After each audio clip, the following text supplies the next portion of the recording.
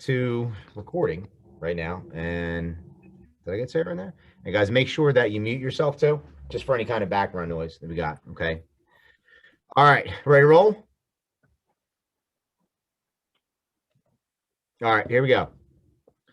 First page of the contract. And guys, let me just say this: when you're doing the contract for sale, and you can do it everything from dot loop, whether it be in the listing template or the buying template, it is in there. I got a put a property under contract down the shore, and the buyer's agent sent me the contract, and I can care less. The buyer's agent sent me the contract. The contract was fine. Really only had to do a couple changes, and I just popped those in and just put them in via text and to have everyone initial off. So I know some people kind of get tweaked on what it is, who's doing the contract, and frankly, it really doesn't matter. Just get the contract done, and it doesn't matter who signs, just get it signed and get it signed fast. Okay, especially in this market. All right, first page of the contract, the notice. This is called Opinion 26. This talks about the right to have an attorney in the transaction. I've talked to you guys before about having an attorney. I think it is beneficial for everyone to have an attorney. I absolutely do. It saves up a lot of your time. So Rebecca and Christine. Hi guys. All right. So again, having an attorney in, I think it's certainly is beneficial and will save a lot of your time. Oops, I just messed something up, guys. Hold on 1 second on mine. Okay, there we go. All right. So going through this talks about the right to have an attorney. Okay. And understand that the contract is binding unless the attorney cancels it. So if you don't have an attorney, you have a 3 business day review period. Okay. And we'll get to the attorney review and really what encompasses that. Aside from that, if you do have an attorney and the attorney makes changes to the contract, you will get a cancellation letter from that attorney. And that wording in that cancellation letter from the attorney, so you see, is going to say, I disapprove of this contract. That's effectively disapproving the contract that you have, but it'll go on to say that unless you agree to these terms that we're laying out. Okay. Makes sense. So it will be canceled when you get that letter, and that's just the verbiage the attorney has to put in there. Okay. Makes sense. And guys, when you're going through this, the little hand thing that you can raise, if everyone can figure that out, if you got a question, what I'm going to do since other people joined is I'll go through each section and pause. And if you have any questions, unmute yourself and then fire away with that question. Okay. So we don't have everyone just talking at one time. All right. So any questions on the attorney canceling the contract? Good. Okay. Moving on. All right. So the first page of the actual contract, aside from Opinion 26, is the only stuff we really have highlighted here, guys, is the property address, because sometimes that property address of what you're selling is going to be different than the seller's actual home address. So up here, as far as make sure you have the buyer's address, seller's home address in here as well, and then the property address of the property that you are selling, along with the block and the lot number of that property. Make sure you get that in there specifically because the title company and everyone needs that. Okay. Next down here, I understand that this is a little bit tricky here sometimes, guys. It's math. We all got calculators on our phone, so use this. The way that this works here is you're putting the total purchase price in here, what the sale is for, what the initial earnest money deposit / escrow deposit / good faith deposit is going to be. If you have an additional deposit, it'll be here. If not, this will be the mortgage amount if the person is getting financing. Subtract all these lines, 1, 2, 3, subtract these 3 from the purchase price, and that gives you the balance of what is due down here. Okay. Some people get a little tripped up by that, but just do the math, subtract these 3 lines from your top line. Bottom line is the balance of what's due. All right. Moving on. Here's where we get into some of the nitty gritty. Okay. The initial deposit is, here's my, hold on. Go ahead, Michelle. You can unmute yourself. Go ahead with the question. So like with the simple math, I think sometimes I get confused because like the mortgage, when on the pre-approval, it says like what the mortgage amount is. So we kind of have to do backwards math though, right? Like does the balance of the purchase price the mortgage number line 47, is that from the pre-approval? Yeah, unless it was altered, in negotiations. I mean, okay. You can see if they're putting down 5%, 10%, 20%, 3.5%, when you do that math. But when you're putting all this information in dot loop anyway, it does the math for you to drop it in down here. Okay, thanks. So it auto calculates for you. Okay. Okay. All right. Yep, cool. Thanks. Yep. All right. All right, so moving on to the escrow deposit. Guys, I don't care who holds the escrow deposit, and none of us really should care who holds the escrow. I would prefer that the title company holds the escrow, because if I hold it or another broker holds it, you're only creating another step about who has to cut a check and get it to the title company. So it doesn't matter. I know some people are possessive over that escrow deposit. I don't give a rat's ass, because it doesn't matter, because the escrow laws are so strict that that money is not going to be released without signed authorization or court order telling the escrow holder how to disperse those funds. So for me, if it's your buyer, let the title company hold it. Best place to put it. Okay. But some people argue over who's going to hold the escrow. Don't argue over it. Doesn't matter who holds it. Just hold it. Okay. Have someone hold it. But for any of your buyer transactions here, I would prefer the title company holds that escrow. Okay. Here, as far as the timing, when you're putting down the earnest money deposit, when you're talking to your buyer, make sure that they know, look, when you sign the contract, you're going to need to have that the escrow deposit liquid, so we can get a check cut, certified funds all the time. No personal checks, always do certified funds. Here, as far as the timing, it is on or before a specific date, depending on the date you're signing the contract, or you can see if it's left blank within 5 business days after the contract is signed and delivered to both parties. Okay, so make sure you're following your timelines for the contract and for that escrow to get in when it's supposed to be. Okay. Same thing here. If you have an additional deposit, sometimes there will be an additional deposit. If a buyer, if you're trying to structure the deal so that they have more skin in the game, sometimes a short sale, you put down $500 or $1,000 when you sign the contract, then maybe another $4,000 or $5,000 once you get approval through inspections. There's different ways that you can do it, and understand that if you do leverage an additional deposit, that will help and can strengthen your case in this competitive market too. When a seller sees that not only you're going to put down $5,000 for the earnest money, but you're going to put down another 20, maybe once you get through inspections. Okay. Now, if you're putting down the additional deposit right here, that's going to lay out your timeline about when that initial deposit, or when the additional deposit has to be placed. Okay. Next one, as far as the escrow, it will be in a non-interest bearing trust account.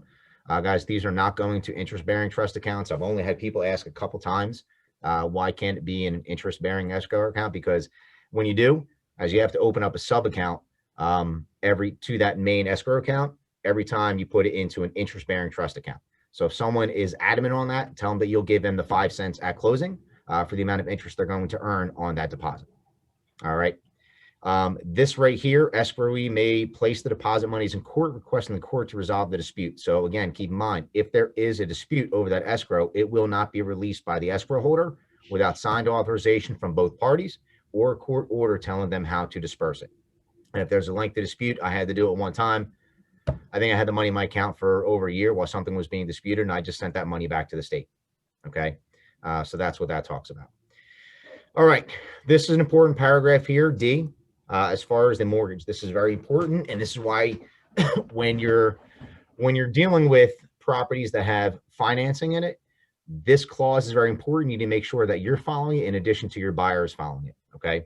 So your buyer's getting a mortgage, you're getting ready to proceed with the transaction. They need to apply for that mortgage in writing within 10 calendar days after the attorney review. If the application is not made within those 10 calendar days after the expiration of the attorney review, and something goes to crap with that deal, that could be viewed as a breach. Okay.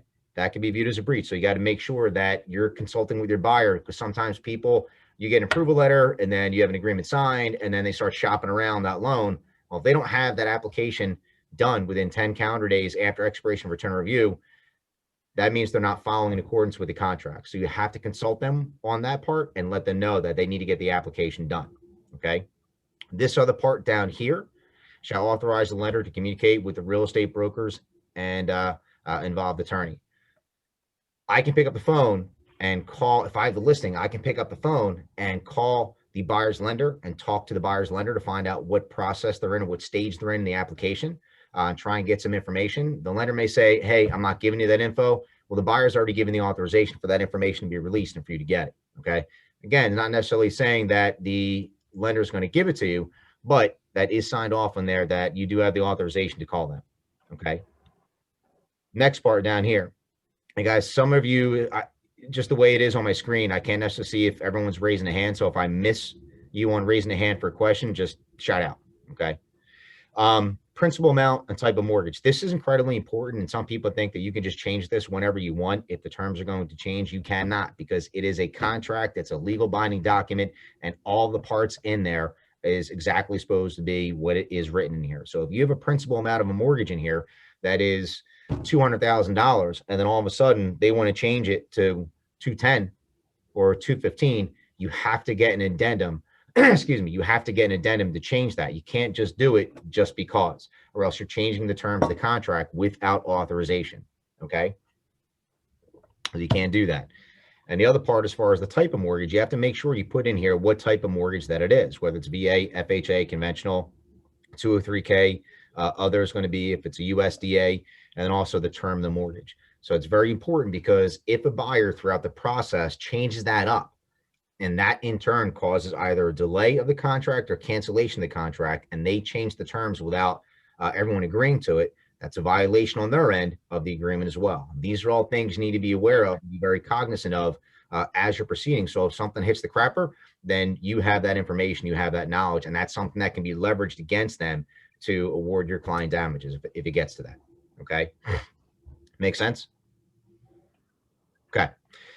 Next part here, the mortgage commitment. This is where it is so incredibly important that when you are buyer's agent and you're putting in an offer, you need to make sure you communicate with your buyer's lender about if they can hit that mortgage commitment date. Because if you sign a contract today on March 4th, and it's an FHA loan, you're trying to close in 30 days or 40 days, and then all of a sudden the commitment date in there is March 11th or March 15th, guys, it ain't going to happen. That's not going to happen. So you got to make sure you're talking to the lender. When you get this contract here and you look at this date, make sure you call your buyer's lender and ask them, look, I have a mortgage commitment date in here of March 15th. Can you hit that? If they say no, you've got to change that before everyone's signing off on the contract. Okay. You got to change it, because if you don't have it, if the buyer's not obtaining the commitment, then either buyer or seller may void the contract by written notice to other party and broker within 10 calendar days of the commitment date or extension of. So that your buyer can lose that deal. And it doesn't mean all they have to do, all the seller has to do is send a written notice that they're canceling. So people have played the game before, and you can play the game that if the mortgage commitment date is March 15th and I, as the listing agent, don't have it, and I have another offer in my back pocket that may have been a backup offer or my buyer or something like that, I place a call to that buyer. Hey, you're ready to go. We're killing this deal. Great. No problem.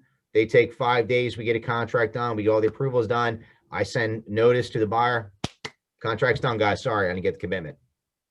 Okay. If the commitment is not hit by that lender, get an extension of it. Okay. Make sure you get that in writing, that you have an extension of that date to when that lender is going to be able to hit that commitment date. If you don't have it in writing, anyone can kill the deal. We don't want to have that happen. Okay. So make sure you are very aware of the commitment date and you know it can be hit.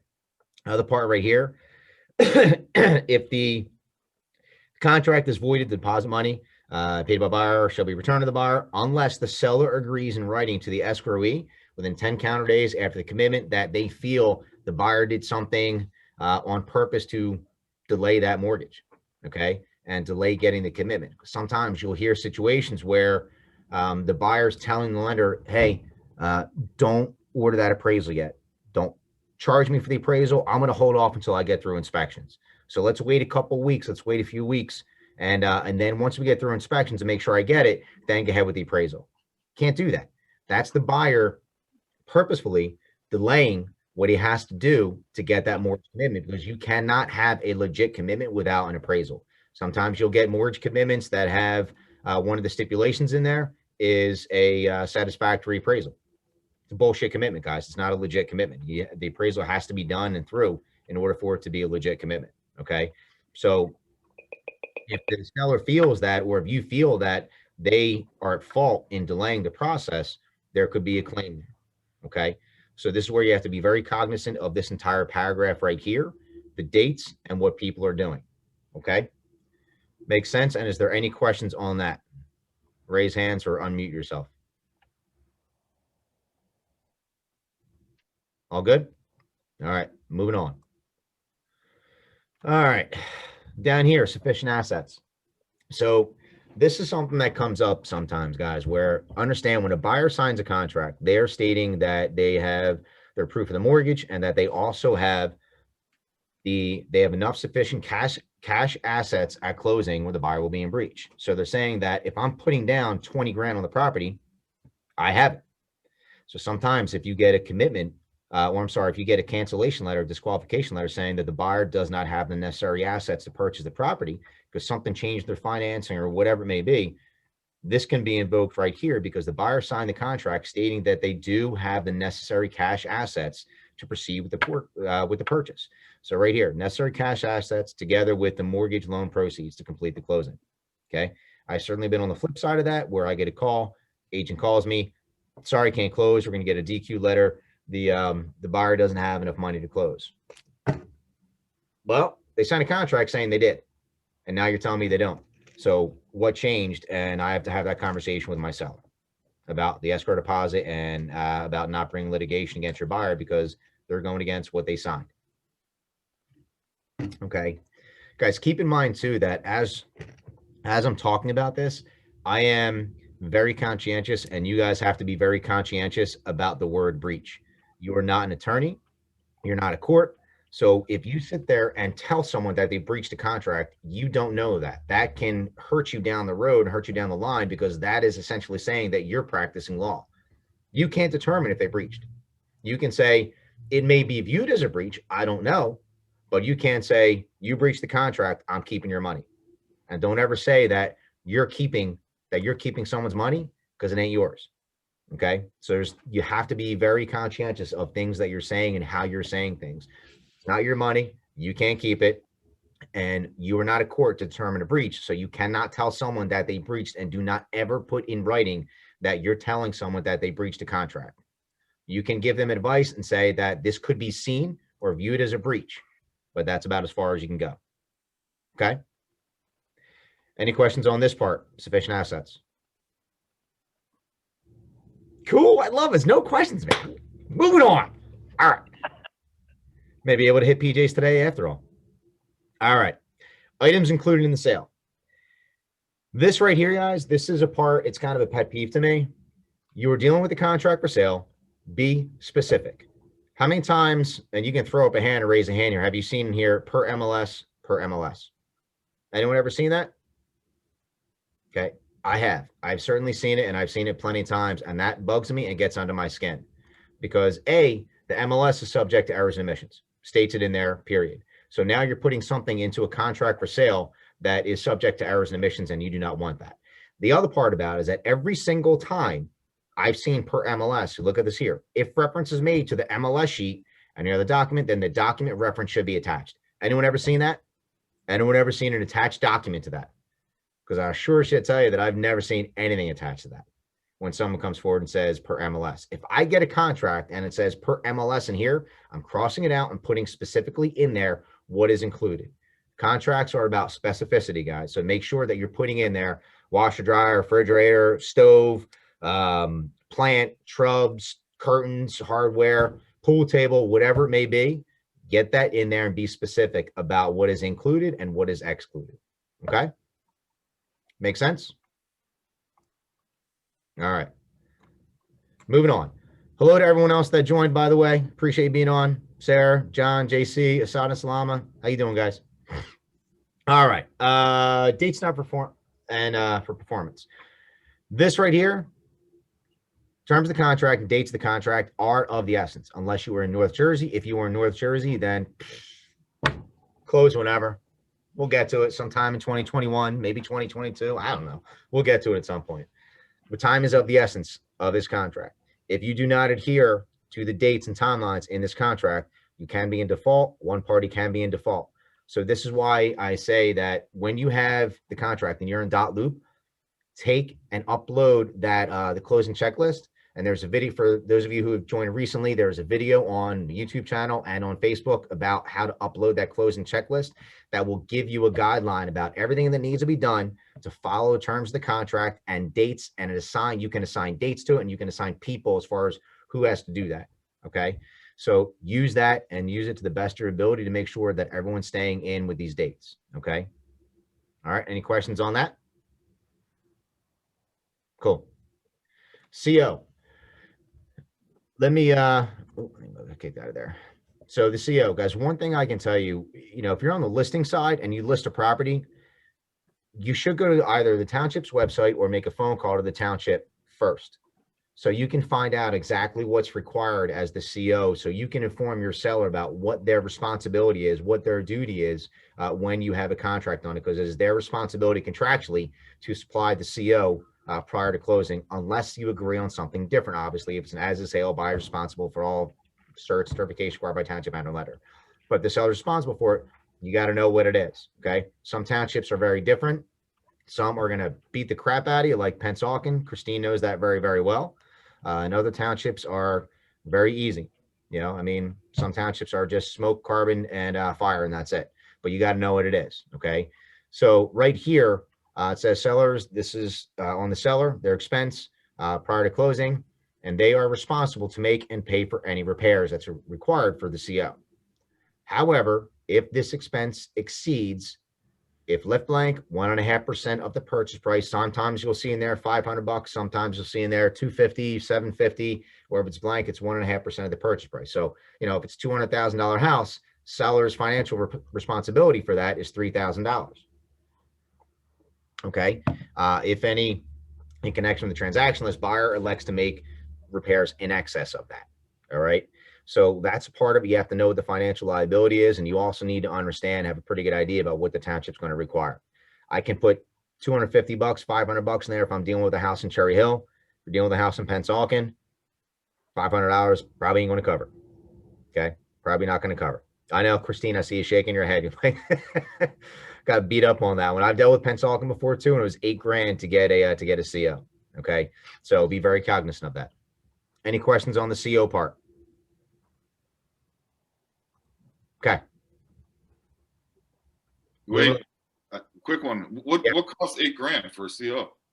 Oh, dude, there was retaining walls. There was a lot of stuff. It was a mess. It was a mess. Right. So all depending on the township will tell you how bad it's going to be. Okay. But that's where you have to know. It's your responsibility to know exactly what those requirements are going to be. And if you're on the flip side and you have the buyer and it's an as-is sale, before you agree to that, before you get your buyer to agree to it, you need to go to the township site, call them and find out what's required for CO. Just because if you're under contract and then all of a sudden you're going to get the CO and then this contract states your buyer's responsible for it and they got to put out another $8,000 and they didn't know about it, guess who it's coming back on? Right here. Okay. And Christine, right. No matter what. So know what those terms are, guys. Okay. Voorhees is tough too. You got to order a survey just to get the CO because they want to see if you build anything that you weren't supposed to. Yeah, but I'll pay $450 for a survey any day over $8,000. Absolutely. All right. Next one. Title, municipal assessments, quality insurability title. Guys, when you close, buyer's going to get free and clear title. Okay. If you don't have free and clear title, then you'll run into issues. Seller will have some time to clear title. And it's important that you actually do, when you get the title report and you get the judgment searches, that you go through it and take a look to see what's there. Okay. If you're on the seller side, make sure you're checking with them about mortgages. Do you have one? Do you have two? Have you refinanced sometime in the last year, refied sometime in the last 2 years, to see if there may be a mortgage on there that you can see on the public records that is there, but they're saying they don't have it. Okay. That way, you know that if there's some work you have to do ahead of time prior to it getting to the point when you actually get title back in. Okay. Make sense? Any questions on that part? Good. All right. Moving on. Right here. Buyer shall notify seller and seller shall have 30 calendar days within which to eliminate those exceptions. So if there's some exceptions on title, they need to clear up. Seller has a time frame to do it. Buyer can't just back out and say, oh, you got judgments on there, some liens. I'm going to back out and I'm going to move on. They can't do that contractually. Follow those timelines. Know what the terms of the contract are. They do have timelines to get those things cleared up. Okay. All right. Possession and occupancy and tenancies. Yes, go ahead. You're muted. Go ahead. You gotcha. If there's an issue with title and it's taking long to obtain information from either mortgage companies or HUD, or we're just like uncovering all of these things contractually, there's still, like, we're still under contract even if we don't satisfy title in time because of the fact that the other side is taking so long. Is that true? You're still under contract. Is that you talking about the buyer side? The seller side. Seller side? I keep having title issues. On the seller side. Mhm. Right. So the seller has a certain time period to get those things cleared up. Now, if that timeline is going past when the settlement date is, you need to get your extension of the settlement date. But if the buyer didn't want to move forward because it wasn't going to close on time, are they obligated to give an extension? I don't see why they wouldn't, but No. No. so that 30 days is not, doesn't mean if we don't meet the deadline. If the 30 days is within side of closing, the buyer can't back out. But if that 30 days is going past closing, then no, the buyer does not have to extend. Okay, Okay. So they can walk away. they can walk away. Okay. Okay. Thank you. You got it. Thanks. No problem. All right. Possession is given to the buyer at time of closing, unless there is a tenancy that you're dealing with. And I think, John, we talked about this the other day. When you do have a tenant in a property, the lease survives the sale. Even if it's month-to-month lease, that month-to-month lease still survives the sale. And then it would have to be worked out to where the new owner kicks out and does not renew any kind of lease and gives a notice of cancellation to that tenant. With that case as well, there should be a security deposit that was placed with the current owner of the property. That security deposit will be given over and should be handed over to your client at closing, or to the buyer at closing. And that's typically done in the way of a credit on the buyer side. Okay, it's not necessarily going to be a seller handing a check over to the buyer. Typically, it's done with a credit on the settlement statement on the HUD or the C-date.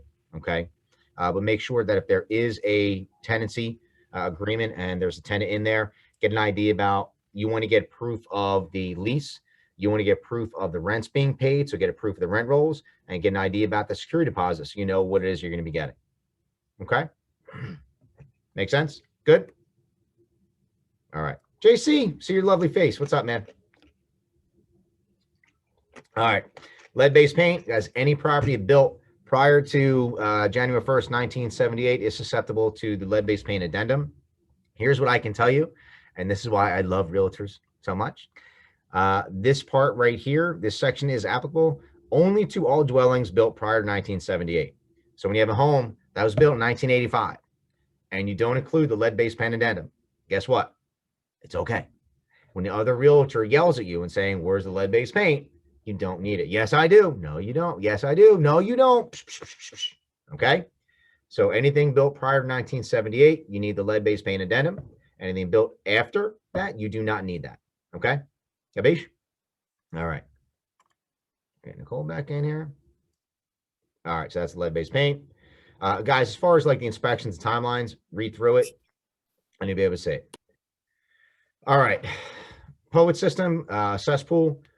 Guys, you should have an idea about this. I know Mariama just got hosed on this. She had a deal under contract, and in the MLS it said public water, public sewer, and turned out there are 2 cesspools, a septic, and a well. So that was not good. And the listing agent on that side is an utter moron. No question about that. How you list a property and don't know that it has a septic, 2 cesspools, and a well when you put public water and public sewer is beyond me. So she's dealing with that, and she's doing a very good job handling it. It's got a cesspool, guys. You can't pass title. I mean, you're gonna have issues with it. And I would say just run if you find out there's a cesspool, you know, unless you get it worked out to where someone's going to take care of it and have it all done prior to closing. Okay. And there's definitely ways to do it. Done it before, been on both sides of it. So it's doable, but understand that you are going to have issues with that too. Okay. But make sure that these sections right here are checked off, whether if it is applicable or not. And this one right here, a lot of times people will miss this. No cesspool or one or more cesspools located on the property. You just want to make sure that someone is taking culpability and liability for that. Okay. So make sure you're reviewing that. All right. All right. This is the fun part here. All right. Inspections. Ready deal inspections. All right. First off, this paragraph right here, this whole part here is pretty much saying that we are real estate agents and real estate brokers, and we don't know shit about houses. We are not inspectors. We're not licensed. We're not trained to identify any issues with that, whether they are structural or if they are environmental. Broker and salesperson simply have no special training. Do not try to act like you know everything. Don't try to act like I've been in places with realtors and they're like, oh, well, this is that old and there's this problem, this structural problem. You don't know shit. Stop. You're not an inspector. You're not a structural engineer. Shut up and let the inspector do their job. Okay? Let them do their job. Guys, I flip properties. Nicole does a lot of rehabs. I think Nicole's husband is a contractor. That's how I actually met Nicole. Bought one of her flips. It was a beautiful property, done well. My guy still loves there. He sent me, Nicole, he actually sent me a picture of what he did with the backyard a few months ago. So he loves it. He's happy as can be. But, you know, I can't go in there and tell you that there's all these issues. That's why I have a general contractor to come out and take a look at it. So don't start claiming that you do know all this stuff. Just shut up, get out of your own way. Realtors talk too much, okay? All right, next part is the radon.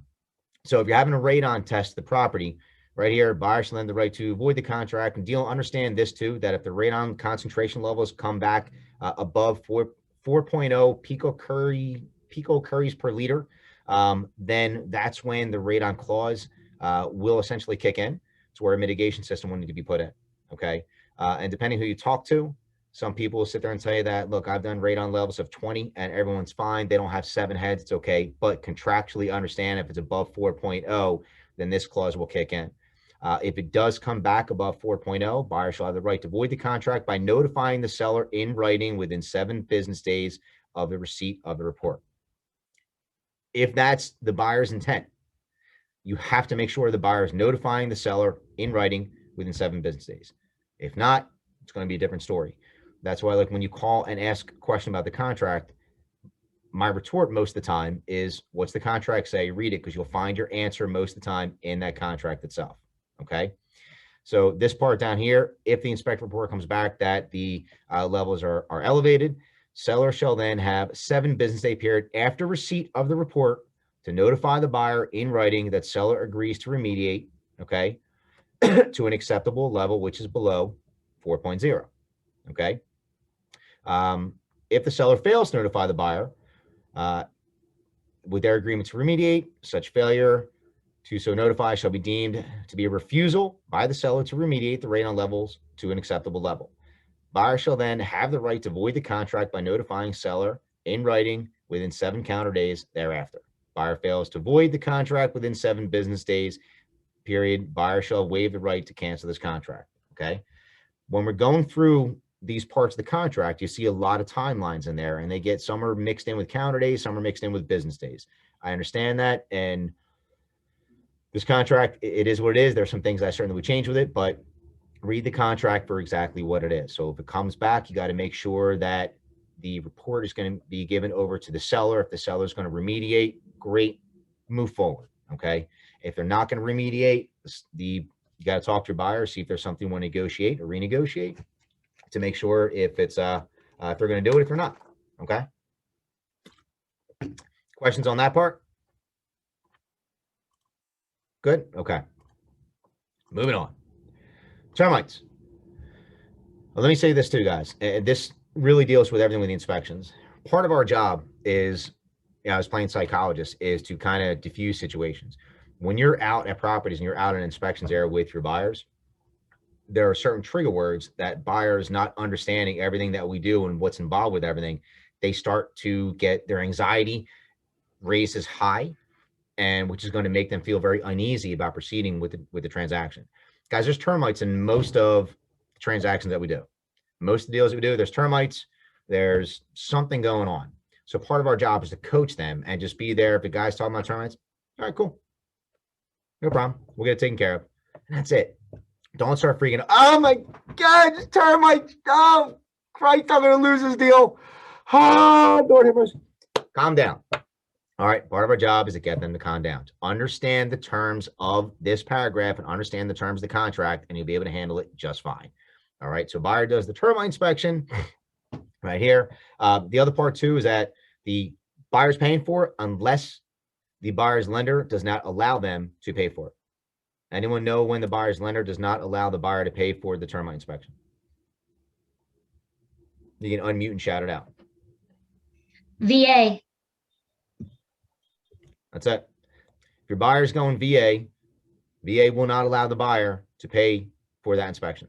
Okay. So if you're on the listing side and you get a VA offer, just let the seller know so it's not a surprise to them. Let them know, hey guys, the buyer can't pay for the termite. 75 to 85 bucks, you got to pay for it. Okay. No problem. And if you want to pay for it, go right ahead. You want to reimburse them, go right ahead. It's your call. It's your business. You do what you want to do. Okay. All right. Next, inspection must be completed. Written reports must be furnished to seller and brokers within X amount of days, or if left blank, then 14. Here's my favorite. If left blank, then 14, but people put 14 in there. Sorry, it just makes me laugh every time I say it. All right. But if this is 7 days or 10 days, then just make sure you're following along with that. Counter days after the attorney review is expired, or if the contract was disapproved by the attorney and then 4 or 5 days goes by and then everyone comes to agreement on terms, then it is the 14 calendar days from that date. Okay. Makes sense? Report shall state nature and the extent of the infestation and or any damage and the full cost of treatment for the infestation. This came up a month or so ago. Someone was talking about this. I don't remember who it was, and I apologize. I'm getting old. But we're talking about there has to be an estimate. This is just stating there has to be an estimate of the treatment. It's not saying give an estimate of the cost of the damage repair, just the treatment. So you need to have that report, what it's specifying in there, the nature and the extent of the infestation or the damage, and the cost of the treatment, which most or termite inspectors that you're using will give you the report, and on the back page will be an estimate of the cost of treatment. Okay. Yeah. Termite companies don't make money on the inspection themselves. They make it on the treatment. Yes, Rebecca. If we're having a home inspector that's doing the home inspection, radon, and a termite, but they don't treat for termites, so they have no way of really giving us an estimate, will we then also have to reach out to an exterminator who does that and get an estimate and attach it along with in that same time frame? Yep. So it's probably easier to just have a separate termite inspector that can do it all. It is, but I think that has to be a phone call that's made. When you're calling to talk to the inspector, most home inspectors you call will be able to set up all three. Can you guys do home termite radon? Yes, great, no problem. Can you give me, if there comes back there's termites, can you give me an estimate of what the treatment will be? If they say no, then I don't want you to do termite. I want someone else to do it. I can hire someone else to do it because I need that if it comes back there's an issue. Okay. Yeah. So ask that question ahead of time. Make sense? Yes, thank you. Sure. All right. So here, okay, reports will state the nature and extent and the cost of treatment. Right here. Who's chatting? Just pull. Oh, okay. All right. See you, bud. Everyone still there? No idea what just happened. All good? All right. Moving forward. So right here, this is very specific. Seller agrees to treat any infestation and cure any damage at seller's expense prior to closing, provided, however, if the cost to cure exceeds 1% of the purchase price of the property, then either party may void the contract, provided they do so within 7 business days after the report has been delivered to seller and brokers. Okay. So if it's a $200,000 property, their financial liability is up to $2 grand for the treatment. Most places treatment, depending on who you use, is going to be $550 to $1,400. You use Termagard, it may cost you $100,000. Who knows? Okay. So understand what that treatment is, but I got a guy who does it for around $550, $600.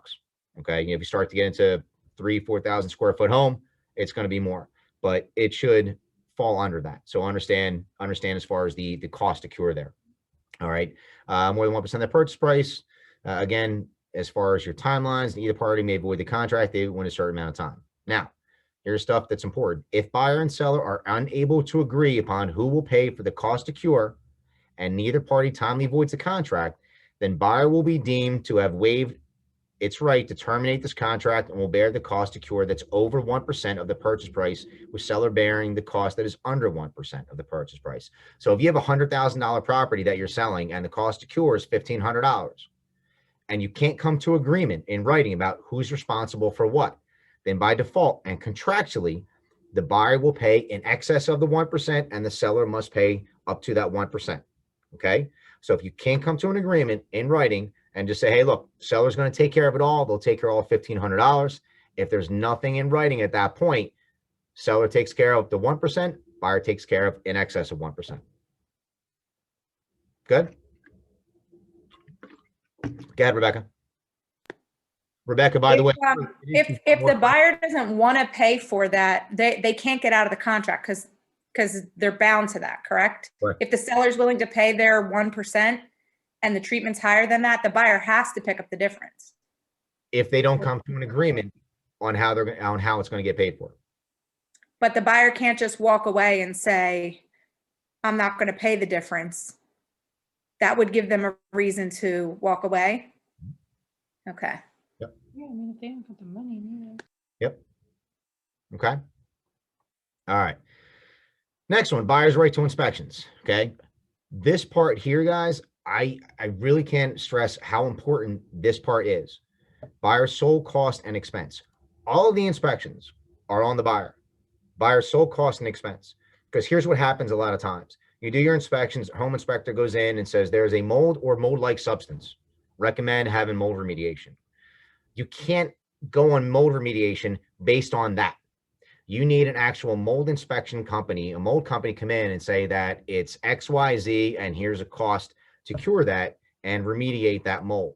So when you sit there and you go and you submit a request for repairs and say that I want you as the seller to have a mold inspection done and remediate it, understand I don't have to do that as the seller.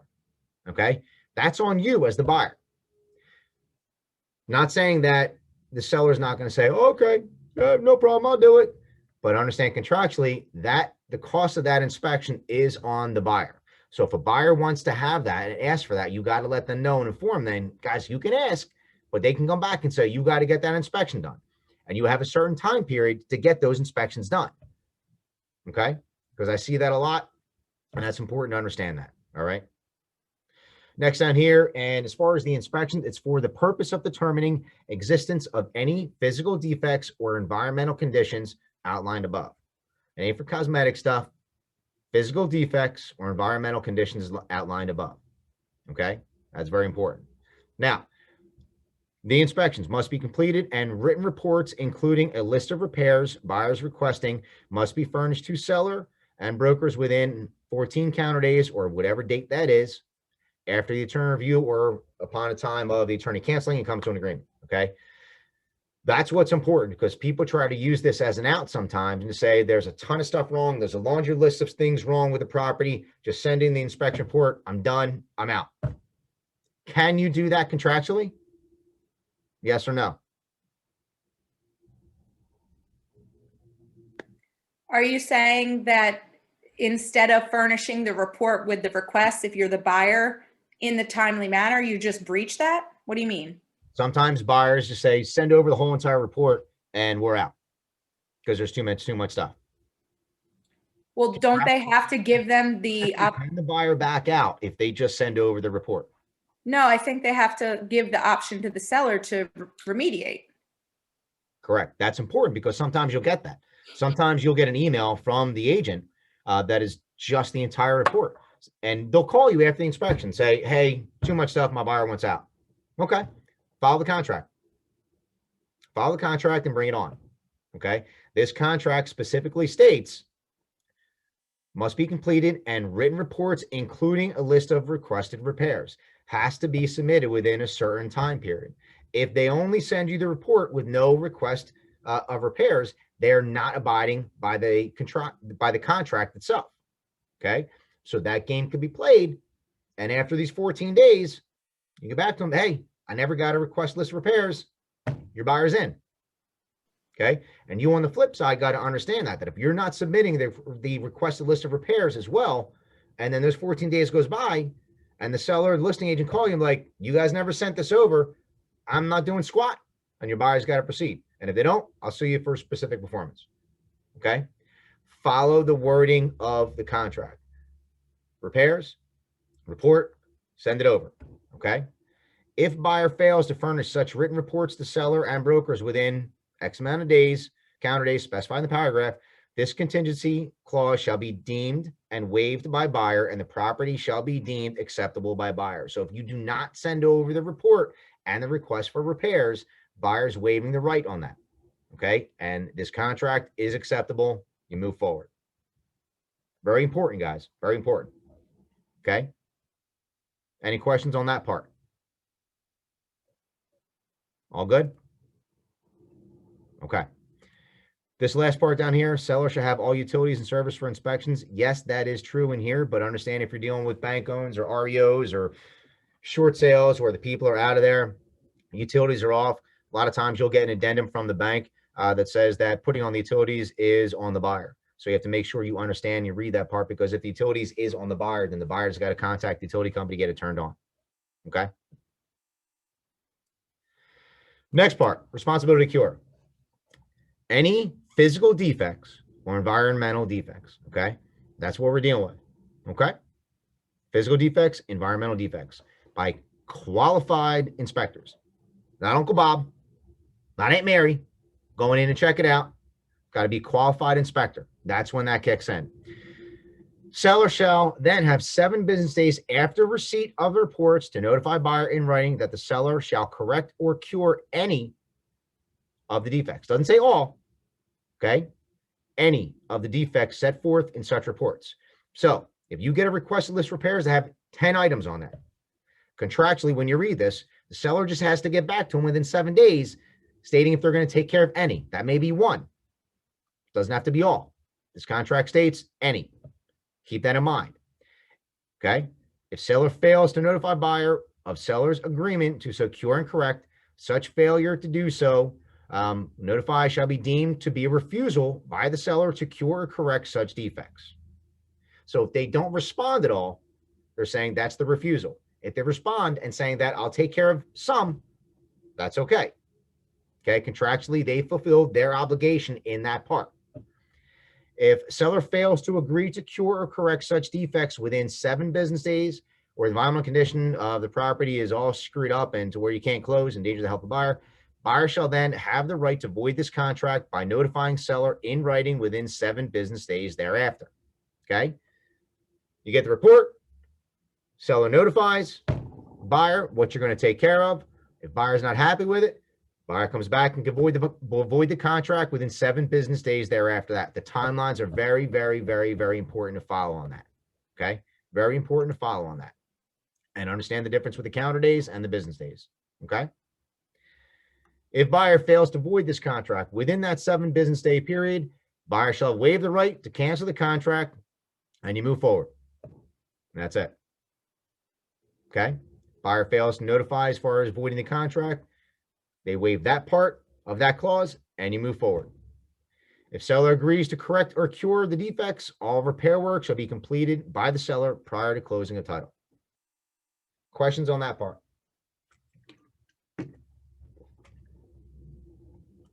None? All right.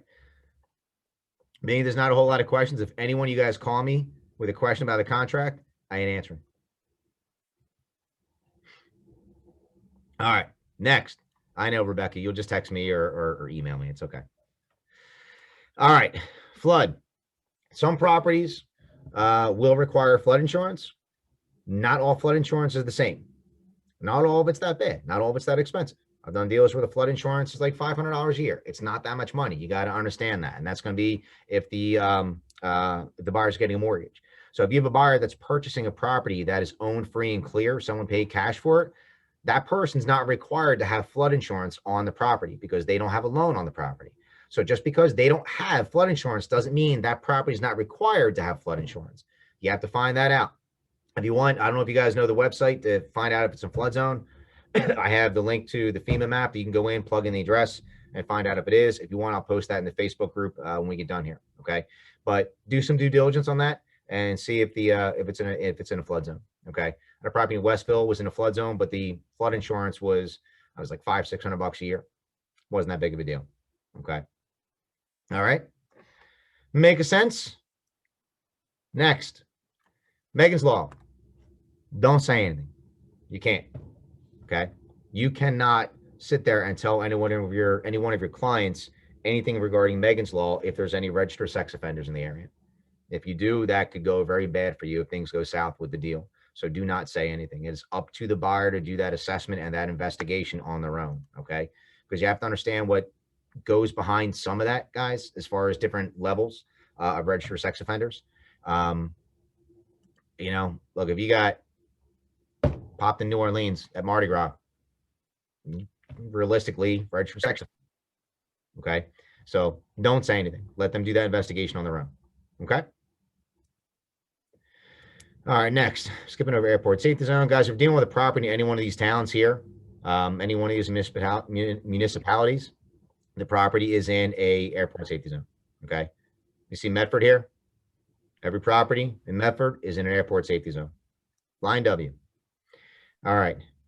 This part right here, Rebecca, I ain't talking about the bulk sales. Not talking about it. All right, guys, I will post something to you so you can understand bulk sales. Rebecca and I have been going back and forth about this, and I love her very much. That's all I'm saying. All right, notice the buyer concerning insurance. Buyer should obtain appropriate casualty and liability insurance for the property. When you have a buyer, understand they need to get homeowners insurance, okay? You can recommend a couple people for them to get homeowners insurance. Mains property, premises shall be in broom clean condition, free of debris as of closing. I understand that some people's depiction of broom clean varies a whole lot. But when you do your final walkthrough, broom clean to one person, totally different than another, okay? But the property is supposed to be in broom clean condition, free of all debris at time of closing. Seller represents all electrical, plumbing, heating, and air conditioning systems, together in all fixtures, including with the terms of the contract, now work and shall be in proper working order at the closing, okay? So if you're going for your walkthrough, and this is why we're going to get to this part down here, you're going to the walkthrough and it ain't clean, things aren't working, you do not have to close. Contractually, you don't have to close, and that has to be remedied, okay? Here's where the important part is, right down here, okay? Initial and final walkthrough. This part was put in when everything changed with the TRID laws and having to have everything done 3 days prior to closing, because a lot of times you would go to your walkthrough and go there, and now everyone's fighting, the place is in shit condition, this isn't working, there's this going on, and we want a credit of $4,000 at the table. Okay, next thing you know, you got a 6-hour closing going on because it's got to go back to the lender and the underwriter to put the extra concession that's in there, and you're there for a long time. So this was put in to avoid that. This allows you to do 2 walkthroughs. Okay, you can do one 5 to 7 days prior to closing, and then your walkthrough day of closing. Where this is important to do it is that if you have a transaction where there's a lot of repairs that are going on, or you think just the people are scumbags and they're dirty, go in and do the walkthrough prior to that.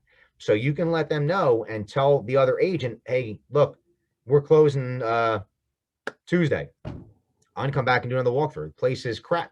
When we go do their walkthrough, everything needs to be out of there. So I don't know what's going on, if they have a mover or whatever it is, you know, and you can go in and check some of the repairs, because you don't want to go to the day, you don't want to go to closing, your closing walkthrough, and then find out all these repairs weren't done. Because if all those repairs weren't done and you're trying to get a credit, something's going to happen. Make sense? So try to get that done, and don't hesitate to do 2 walkthroughs. Okay. All right. Adjustments at closing. Seller pays for the prep of the deed. And I put a note to myself, guys, I'll do a shorter video at some point in the next couple of days on doing the seller's closing costs in the MLS. So you can see some of the fees that really apply on the seller side and how to do that in the MLS so you can get it to the seller ahead of time. Transfer tax, doc prep, release fees, everything like that. Okay. But they're paying for the prep of the deed, which is going to be $100 to $150. Transfer tax, any lien discharge fees, releases of any liens that may be on there, and half of the title company charges for disbursement. Sellers got their closing costs. Same thing, buyers got their closing costs as well. Don't ever quote buyers' closing costs to them, because they ain't coming from you, come from the lender and title. This part right here, sometimes people forget about this. If you have a transaction that has oil heat and there's an oil tank, then you need to get prorations for the oil that's in the tank. So the seller needs to do and get a final reading on that oil tank. That final reading then needs to be communicated to the title company. So the oil that's left in that tank will be reimbursed back to the seller at closing. So make sure that you're getting and that seller's understanding that they need to get a final reading on that oil tank. Okay. Make sense? Okay. We're here. All right. This part, this is the millionaire tax. Dealing with properties that are high values, anything that's over $1 million, there's an additional tax that that buyer is paying. That's 1% of the purchase price. So if you got a house that is 1.5 and you're closing on that property, there is going to be, the buyer is going to be responsible for an extra tax of 1% of that 1.5 million that gets paid at closing. Okay. Pays to have money, doesn't pay that money. But frankly, if you're buying a house for 1.5, you should have 15 grand. Just my opinion. All right. This one right here. Any questions on that millionaire tax, guys? Good. All right. This one right here, please take the time to understand this. And if you need to do some research on it, do it. Because this is a large, large misconception in our business that people think there is an exit tax in New Jersey. Please be honest. Show of hands. How many people here think there is an exit tax in New Jersey?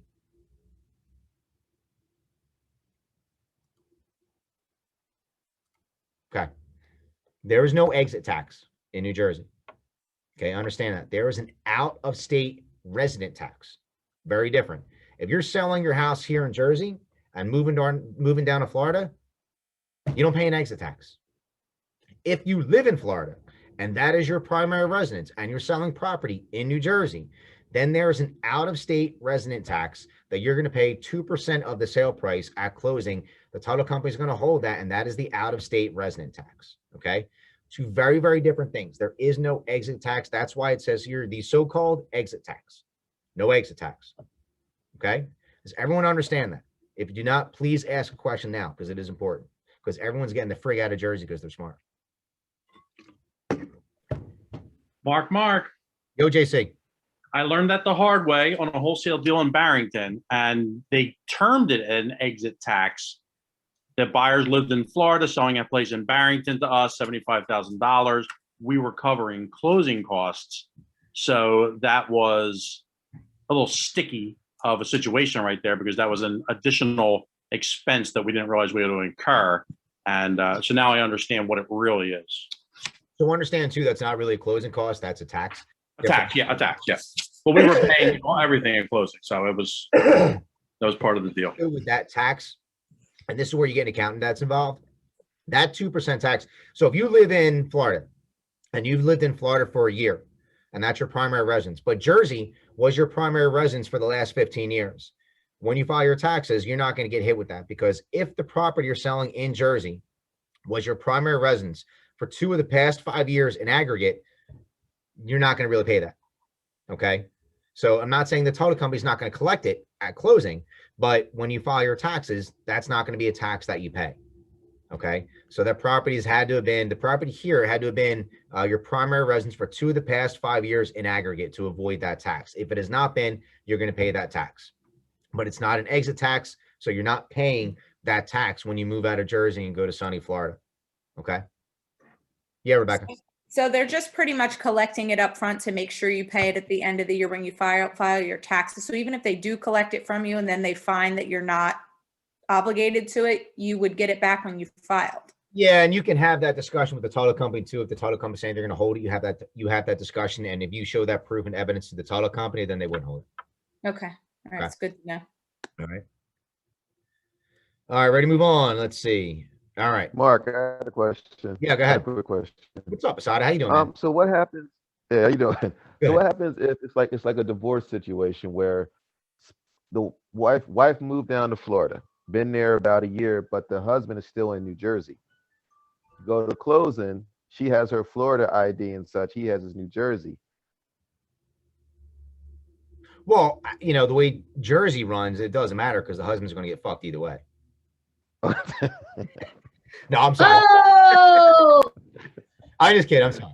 No, it's the wife would have to have that discussion with the title company because if Okay. you live there as her primary principal matrimonial residence for a year prior, then that was still her primary residence. Okay, so she has occupied that property as her principal matrimonial residence for 2 of the past 5 years in aggregate, so she should be fine to not pay that. Gotcha. Okay. All right. All right. Cool. Anyone else? Everyone good on that? Cool. Okay.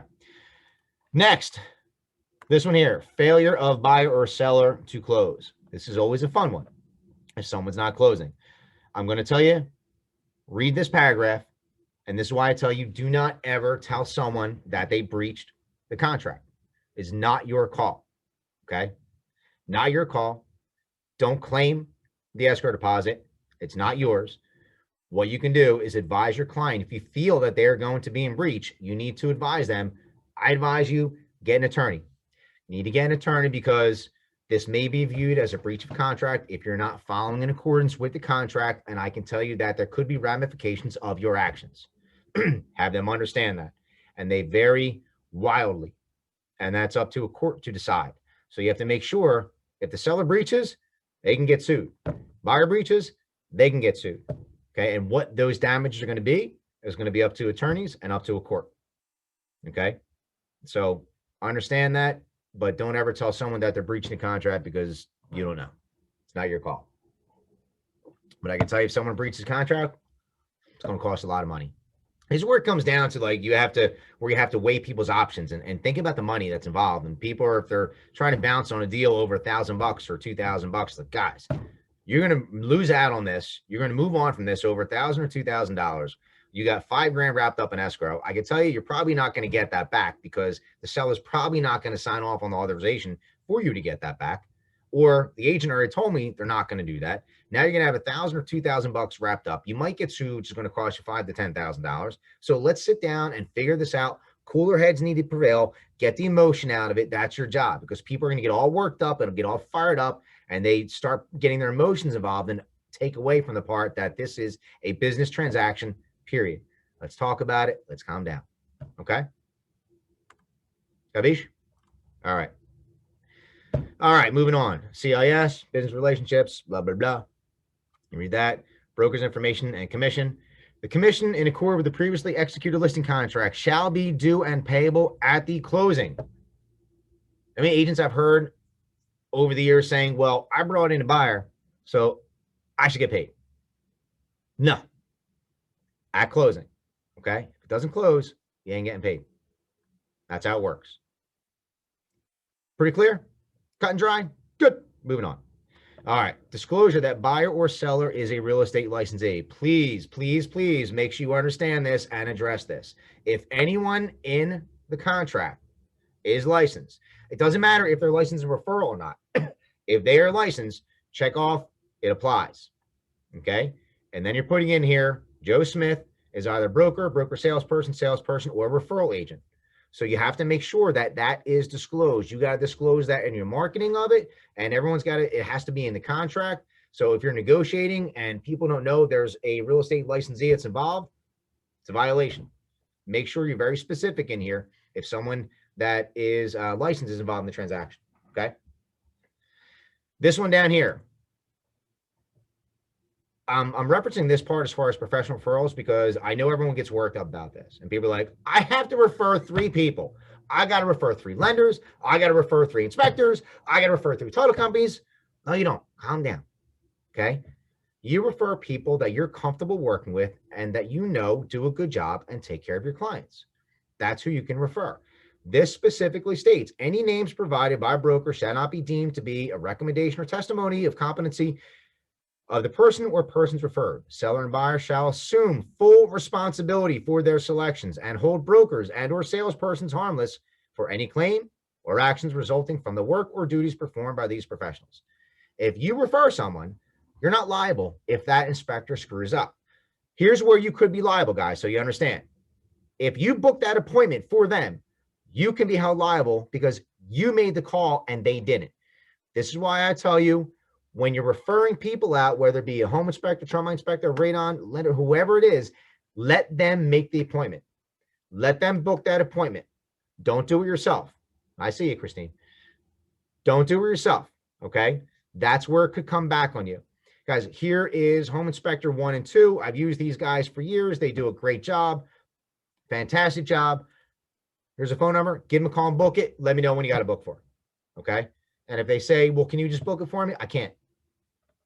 My license law does not allow me to do that. My brokerage does not allow me to do that. I can't book it for you. I'm sorry. Give them a call. You have to give them a call and you got to book the appointment. That's the only time it can come back on you where it could bite you. Okay. Makes sense? Any questions on that? Good. All right. All righty. Next one. The ever elusive attorney review clause that people get a little confused on sometimes. All right. Here's attorney review. Okay. Anytime a real estate broker is preparing a real estate contract, there is an attorney review clause. Okay.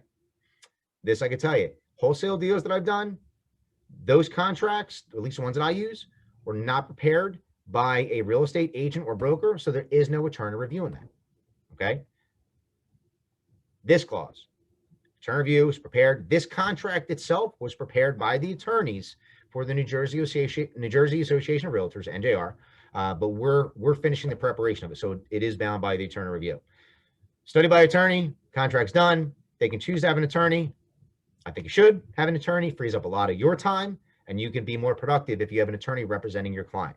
I'm a big fan of that. If you want to talk about how to get that done effectively, I had an attorney take care of all my deals, and I freed up a lot of my time, made a lot more money. All right. If an attorney is consulted, they must complete his or her review of the contract within a 3-day period. I have definitely dealt with some struts attorneys who take 6 or 7 days to actually review it. And then I get a letter saying, hey, I'm the attorney for so-and-so, and I hereby disapprove the contract unless you agree to these changes. Now, don't be scared of attorneys, guys. Pick up the phone, give them a call. They're just another person, just like us. You call the attorney, hey, man, sorry, dude, but attorney review was up 3 days ago. Sorry you didn't have a chance to get to it. Not my fault, but we're not changing any terms of the contract, okay? It is what it is. Not my fault, you suck.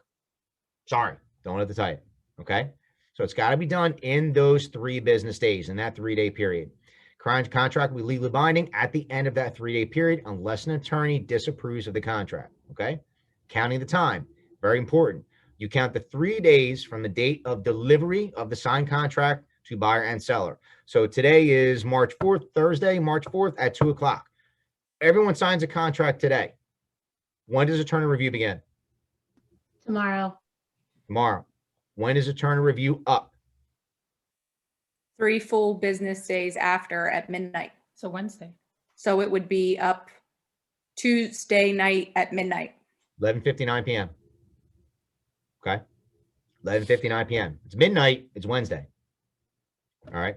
So it's 11:59 and it's 3 business days. I have gotten cancellations at the 11th hour before. It happens. Okay. And it can be for no reason whatsoever. I just don't want to pursue. I send a cancellation letter from an attorney. It has to come from an attorney. If it does not come from an attorney, and guys, I've gotten emails from agents before stating, hey, change our mind. We're not going to do it. Cool. Awesome. I call them up on the 4th day. Hey, we're bound. Contract's bound. So, let me know when you got inspections done. Well, what do you mean? I told you we were canceling. Yeah, but you're not an attorney. Follow the terms of the contract. Follow the letter of the contract. Contract states it can be canceled by an attorney only. So you got to have an attorney send a kill letter. If an attorney is going to send a kill letter, it costs you $100, $150, but have it done properly the right way. Here's something that came up the other day. Okay, or a couple weeks ago. Probably won a contract. They were in attorney review. Buyer changed their mind. Here's where agent relationships come in handy. The agent called the other agent. Our agent called the other agent, said, look, my guy's going to cancel. He changed his mind, doesn't want to proceed. Are you cool? We just do a release, or do you want me to send an official cancellation letter by an attorney? Now, if you get a release, a mutual release signed during those 3 business days, then it's okay if you don't have the letter from the attorney, okay? Because you had both parties sign off on it that they agree to release all parties from that contract. That's the only time that you should not, or that's the only time you don't need to have a letter from an attorney, because everyone agreed to release each other mutually with no further liability or obligation to that agreement. If you're not getting that, then you need to have that kill letter sent by the attorney. Okay? Make sense? Okay. This part down here, the attorney must send the notice of disapproval to the broker by fax, email, personal delivery, overnight mail with proof of delivery. Okay, so I mean, this was changed. I don't know, a few years ago to include email, because email didn't used to be a part of the cancellation, which made no sense whatsoever, but it is now, so it's fine. Yes, Christine. Is it unmuted? Yeah. I can hear you. Go ahead. I felt like I read somewhere that if all parties involved agreed to day of, that you can do it from the date and time delivered. So meaning that, you know, if I get a contract today and we say, okay, attorney review starts tomorrow, if all parties involved agree to attorney review starting today, then that would satisfy also. Is that not true? No, it's illegal. You cannot, the only people that can alter an attorney review as far as the timing of it is an attorney. Okay. Only attorneys can do that. We I as have buyers and sellers cannot alter that 3 business day attorney review period. You can't just say, hey, we're 1 day of attorney review, let's waive attorney review. I know people have asked about that, and they're using that in negotiation saying, hey, I'll waive attorney review. You can't. The only people that can is an attorney, and that is by an attorney sending a letter to the other side stating that we reviewed, all is in agreement, and this hereby concludes attorney review. And that's how it'll be termed. I have a quick question. Yeah, what state are you in now, Rebecca? Texas. Texas, all right. I'm in Houston right now. Quick question though. During attorney review, the seller can accept another offer. Do they still need an attorney to cancel it? Oh, yeah. Or is it just the buyer side that needs an attorney? Any party would need an attorney letter to cancel the contract. Okay. Okay. All right. So if they accept another offer and if they accept an offer to do contract 2, they still need to cancel contract 1. Okay. All right. Cool. Yep. All right. Yep, Anyone makes else? sense. Anyone else on attorney review? Good. All right. This here talks about the notices. All notices shall be certified, mail, fax, email, recognized, overnight courier, or electronic document. Okay. So email is fine again, guys, in the notices. This part right here, no assignment. This contract cannot be assigned to another party. Wholesale deals, and some of us have dealt with wholesale transactions that are assignable. These contracts are not assignable. Happened the other day, someone who was talking to, an agent had someone going under contract and they asked them to strike this part out. I can tell you, if they're asking you to strike this part out, run. Okay? Because the person's trying to scam you. They're trying to screw you over by having a contract that's assignable. So it's flat out, no, we're not going to change it. We're not making this contract assignable. It's a totally different type of transaction there. Yeah, Christine. I'm probably showing a house tomorrow or Saturday where this wholesaler, Jada, they listed with a brokerage. Okay. They would still need both then, right? They would need a contract and an assignment. Like the brokerage doesn't know anything about the house. They just picked up a contract with the wholesaler, and then they listed it online. So it's listed by an agent and by a broker. Yeah, by a brokerage. So Okay. that's different, right? What do you mean it's different?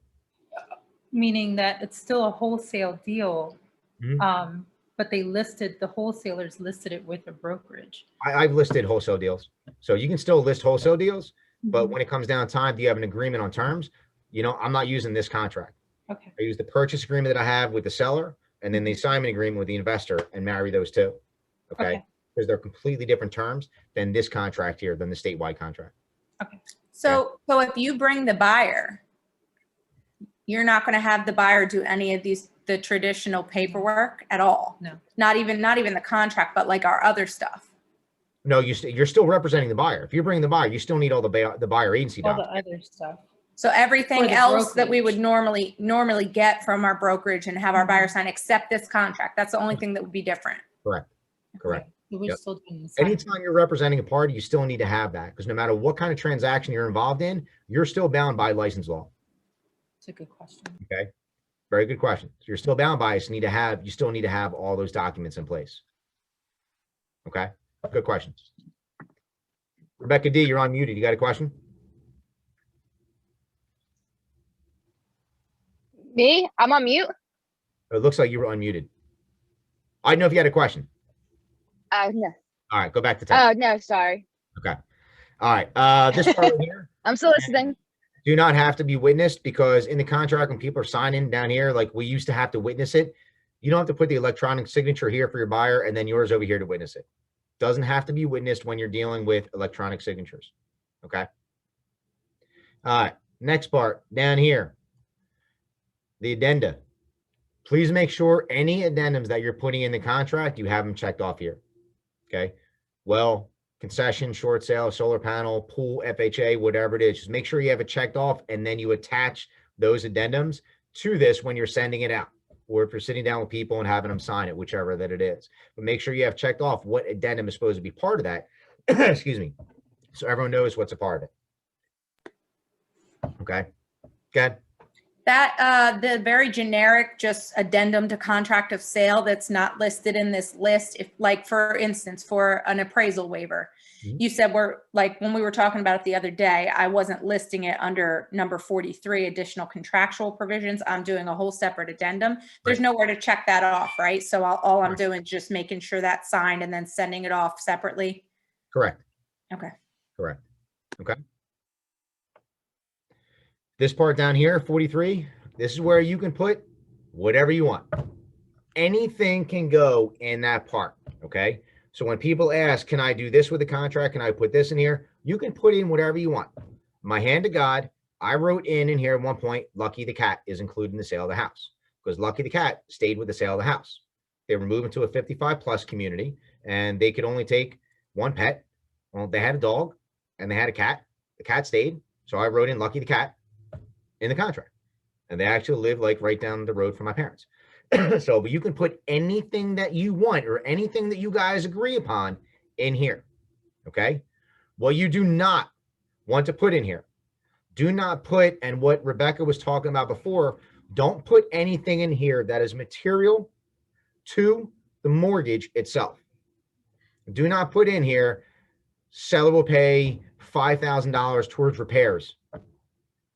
Don't put in here, buyer's waiving the appraisal, or if it's buyer will pay, if it doesn't appraise for contract price, then buyer will pay in excess of $5,000 or up to $5,000 over the appraised value. Don't put something in here that can trigger something with that lender. It's an agreement that the buyer and seller make. That's okay, and that's fine. Put it on a separate addendum, but don't put it in here. Just make it a separate piece and separate component of the contract.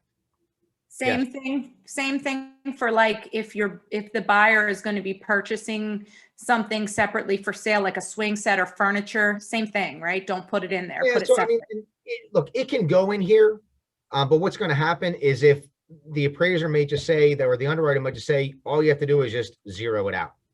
You know, they'll ask you, Say hey, no monetary value. yeah, they'll just say, do a separate addendum saying there's no monetary value tied or attached to the swing set or play set or anything like that. Okay. That's not going to be something that raises a red flag to the lender or to any other party, but it'll be something that'll probably have to be addressed. So you might as well just put in a separate addendum or separate bill of sale. Okay.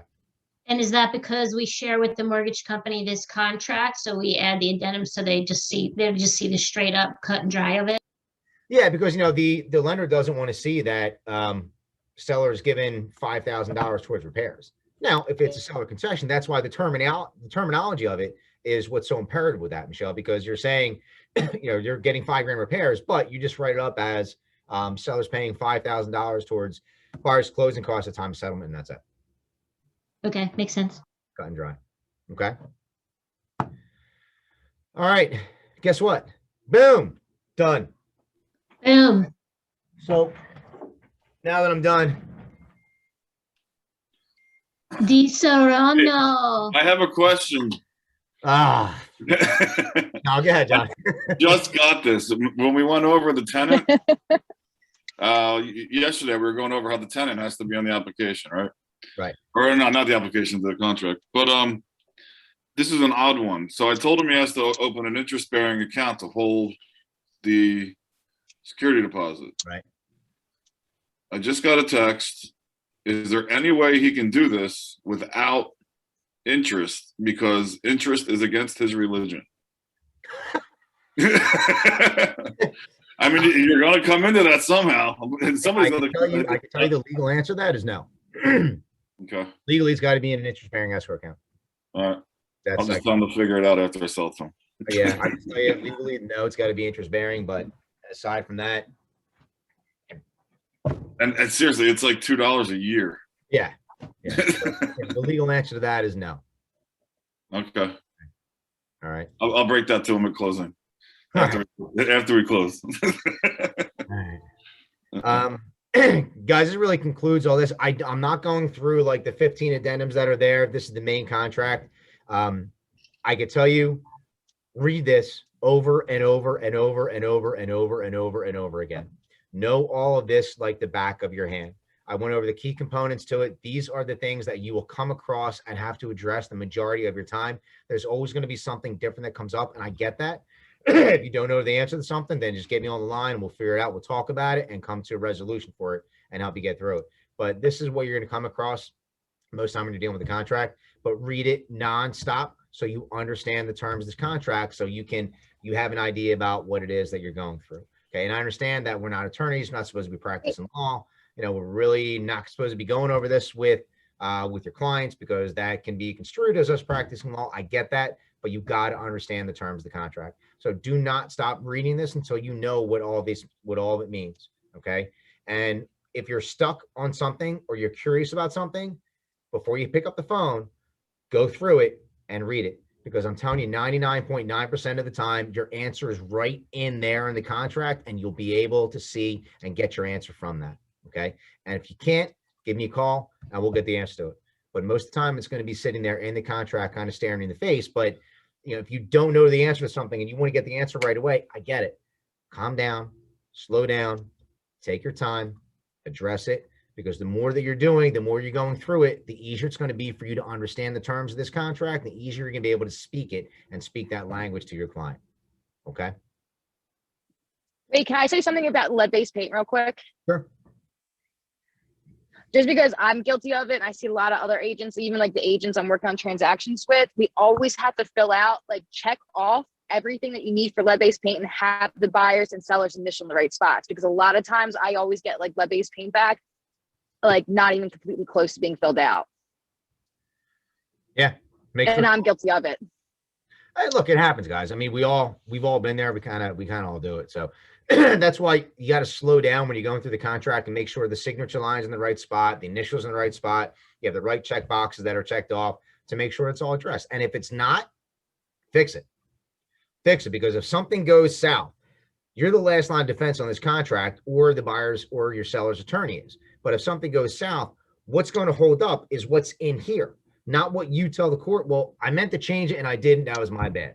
We all knew about it, but I didn't get a chance to get to it. Because guess what's going to happen? Someone on the other side is going to sit there and be like, I didn't know about it. I don't know what you're talking about. Okay. Take your time with it. Slow down on the agreement. Whoa, what happened there? Slow down on the agreement and preview it, read it. And when you get done reading it, read it over again. Okay. You will get to the point that you will be able to blow through this in 10 minutes, guys. And you'll have a contract knocked out like that. Okay. If you're not there yet, it's okay. As you do more, you will get there. Okay. What else we got? Any questions? Open forum. On the contract, Rebecca, you're not allowed to ask anything about bulk sales. We will reconvene about that later. Yeah, because I'm right. It's okay. You're not, though, but it's okay. I love you anyway. That's in writing, but that's okay. Go ahead. Anyone else? All good? I'm going to go back to Houston and start drinking again. So I'm tuning out. All right. Bye, Beck. Have fun. Be safe driving. Bye, guys. Right. I'll be back tonight. Guys, I appreciate all of you being Bye. here, taking the time. This is typically about an hour and a half when I've gone through this class, so I thank you very much for that. We're right at about an hour and a half. I believe that this is being recorded, the whole thing. I think so. We'll see. If it is, I'll get it on a YouTube video. I'll get up on the YouTube channel. If you haven't subscribed to my YouTube channel yet, go ahead and do it so you can be privy about all these videos that are on there. So I'll see you as soon as we figure this thing out. Any questions before we sign off? Marky Mark, only one question Mark. for you, sir. Yeah, I have a couple questions just about my first one here. We can do it offline, not keep everybody around. I just wanted to ask you. I'll give you out as soon as we break off here, and then I'll address everything with yours. Awesome. Just a couple quick ones about everything you talked about. I just want to make sure I'm right. Hey, everyone say congrats to Johnny C. He got his first contract he's doing today. Yay. Congratulations. Thank you. All right, guys. I really appreciate you all. I appreciate all your time. Thank you very much. I'm always here for you, whatever you need. And enjoy the rest of the day. And every one of you go out and get some contracts done. Hey. Thank you. Cheers. Yeah, See you bye guys. guys. Thank you again. All right, thanks.